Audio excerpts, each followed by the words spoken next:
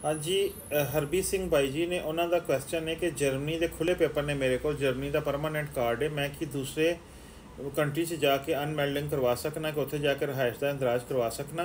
तुसी इंदराज करवाओ, लेकिन 6 महीने तो वध तुसी उस मुल्क विच ना रवो, क्योंकि जर्मन की गौरमेंट जिहड़ी है उहदे बकायदा वैबसाइट ते डिटेल ही है कि तुसी 6 महीने रैगूलर जर्मनी तो बाद परमानेंट कार्ड ते नहीं रह सकते।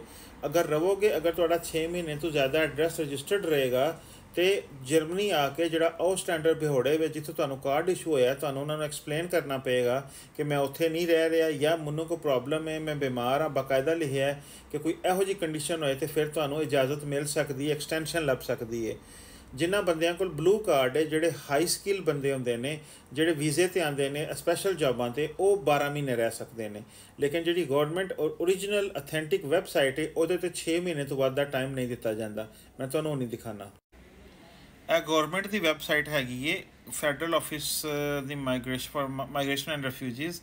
ये जोड़ा ना over staying the 6 month limit है जोड़ा स्टेज अब्रॉड, जो तुसी जर्मनी चो बाहर निकल जाते हो ना, भावें यूरोपी यूनीयन के किसी मुल्क के भी हो, तो वह कहते हैं कि 6 महीने तो वध अगर तुसी मोर दैन 6 मंथ रहोगे विदाउट इंटरप्शन कि इकट्ठे रैगूलर 6 महीने तो बाद तो कार्ड एक्सपायर मसलन ब्लॉक हो सकता है, फिर तो आके एक्सटेंशन करवानी पेगी अपने कार्ड की। यह तुसी अपना आउटस्टैंडर बिहोड़े जिन्हें तो कार्ड इशू किया उन्होंने कोलों भी यह चीज़ चैक कर सकते हो। गौरमेंट यह चीज़ कहती है। बाकी जी रिक्वायरमेंट जो लॉ है कानून है वह कहता है।